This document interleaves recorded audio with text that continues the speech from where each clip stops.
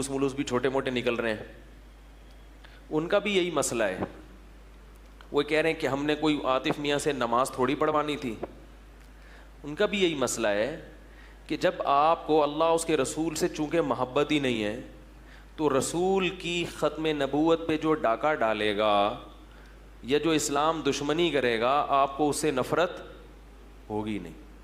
جب ہوگی نہیں تو پھر آپ جو باتیں کر رہے ہیں اپنے حساب سے صحیح کر رہے ہیں. بالکل قادیانیوں کا جو مسئلہ ہے اسے دوسرے غیر مسلموں پہ قیاس نہیں کیا جا سکتا. آج قادیانی اپنے مذہب کو اسلام کہنا چھوڑ دیں تو ہمارا قادیانیوں سے اختلاف ختم. ٹھیک ہے, جیسے یہ بھی نہیں کہ اپنے آپ کو کافر کہیں, غیر مسلم کہیں. اپنے آپ کو کیا کہہ دیں, ہماری نظر میں تو کافر ہیں, لیکن اگر کوئی کافر اپنے آپ کو کافر نہیں کہتا تو ہمیں کوئی پرابلم نہیں ہے, کیونکہ اگر وہ اپنے آپ کو کافر کہہ لے پھر تو مان لیا نا اس نے کہ میں غلط ہوں. دیکھو صلح حدیبیہ کے موقع پر جو دستاویز تیار ہوئی تھیں اس میں نبی صلی اللہ علیہ وسلم کا نام تھا رسول اللہ. تو مشرکین مکہ نے کہا کہ اس نام پہ اگر رسول اللہ پہ ہم نے سگنیچر کر دیے تو یہی تو پھٹا ہے ہمارا, تو یہ رسول اللہ کا لفظ کیا کیا جائے, کاٹا جائے, محمد ابن عبداللہ لکھا جائے. یہ ایگریمنٹ ہو رہا ہے مشرکین مکہ اور محمد بن عبداللہ صلی اللہ علیہ وسلم کے, تو آپ صلی اللہ علیہ وسلم نے رسول اللہ کا لفظ کاٹ دیا. اس لیے کہ بھائی ان سے تو پھٹا ہی یہی, اگر وہ اس کو مان لیں تو یہ کاٹنا اس کی علامت نہیں ہے کہ آپ نے معاذ اللہ رسالت کا انکار کر دیا, بلکہ اس لیے کہ ہم غیر مسلم پر اتنی ہی بات کر سکتے ہیں جس کو وہ تسلیم کرتا ہے. تو اگر یہ جو جتنے بھی غیر مسلم ہیں اپنے آپ کو کافر نہیں کہتے تو ہمیں کوئی غیر مسلم کہیں, کیونکہ اسلام محمد صلی اللہ علیہ وسلم کا لایا ہوا دین ہے, اس میں ہم ڈاکہ برداشت نہیں کریں گے. کسی ایسی چیز کو اسلام کہا جائے جو اسلام نہیں ہے, یہ قابل برداشت نہیں ہے.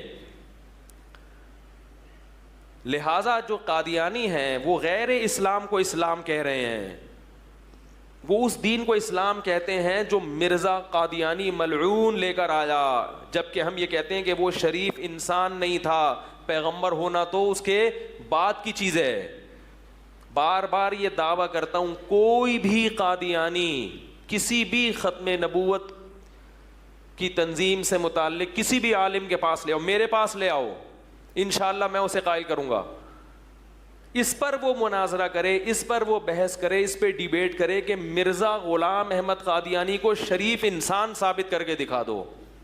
شریف انسان نبوت سے پہلے کیا ہے, شرافت. آپ صلی اللہ علیہ وسلم نے جب نبوت کا دعویٰ کیا تو آپ نے پہلے کیا کہا کہ کبھی مجھے جھوٹ بولتے ہوئے دیکھا تم نے, بتاؤ میں کیسا ہوں. لوگوں نے کہا آپ صادق اور امین ہیں. پہلے اپنا اچھا انسان ہونا ثابت کیا جاتا ہے, نبوت اس کے بعد کی چیز ہے.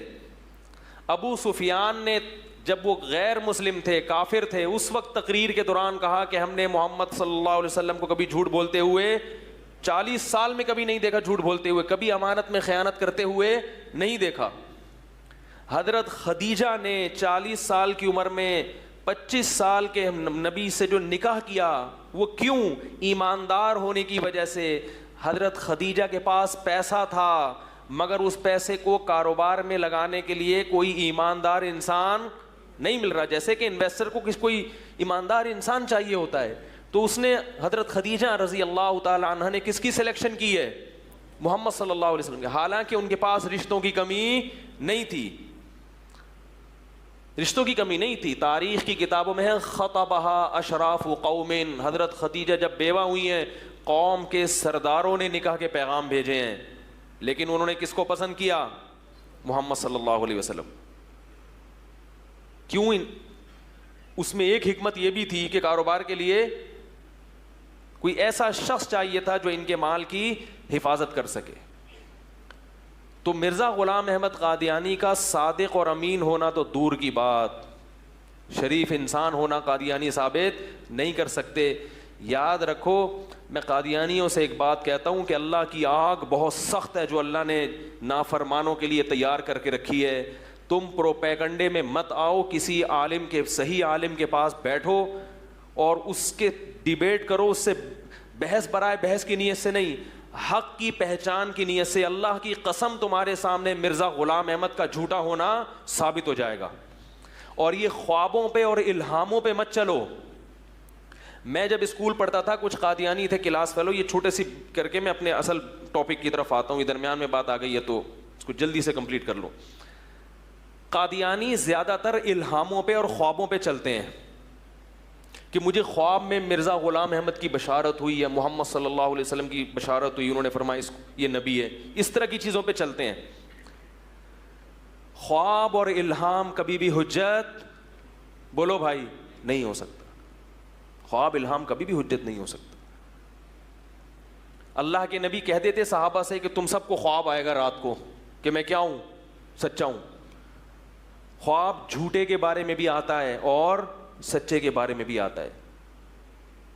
اسلام میں خواب نبوت کا 46واں حصہ ہے, عین نبوت نہیں ہے.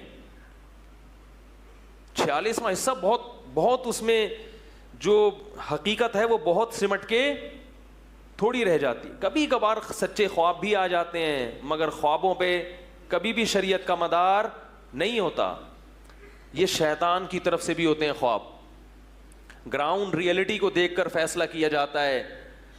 کبھی بھی خوابوں کی بنیاد اور الہاموں کی بنیاد پہ شریعت کے مسائل چینج نہیں ہوتے. ایک آدمی کا دلائل کی دنیا میں جھوٹا ہونا ثابت ہو گیا, روزانہ خواب میں فرشتہ آ کے کہے نا یہ سچا ہے, آپ کبھی بھی اس کے ساتھ کاروبار نہیں کرو گے. آپ بولو گے فلاں کے پیسے بھی لے کے بھاگا, فلاں کے بھی لے کے بھاگا, فلاں کے بھی لے کے بھاگا, تو میں خواب کی بیس پر 1 کروڑ اس کے حوالے کر دوں, ایسا کبھی بھی نہیں کرو گے آپ. تو خوابوں کی بیس پر اپنا پیسہ کسی کے حوالے نہیں کیا جاتا. کسی جھوٹے کو سچا نبی کیسے مان لیا جاتا ہے بھائی؟ کیونکہ میں قادیانیوں کے ساتھ اٹھا بیٹھا ہوں بچپن میں, مجھے اندازہ ہے کہ یہ کن چیزوں کو فوکس کرتے ہیں. خواب الہام, خواب میں سویا تو مجھے یہ آ گیا, میں اٹھا تو پورا دین اس پہ چل رہا ہے. اور ہمارے ہاں بھی بہت سے بدعتیوں کا دین خوابوں اور الہاموں پہ چل رہا ہے. حضرت جی آئے تھے مجھے خواب میں, حضرت جی نے یہ بولا, حضرت جی نے وہ. میں کہا تو اللہ کا واسطہ تو سو جایا کر آرام سے.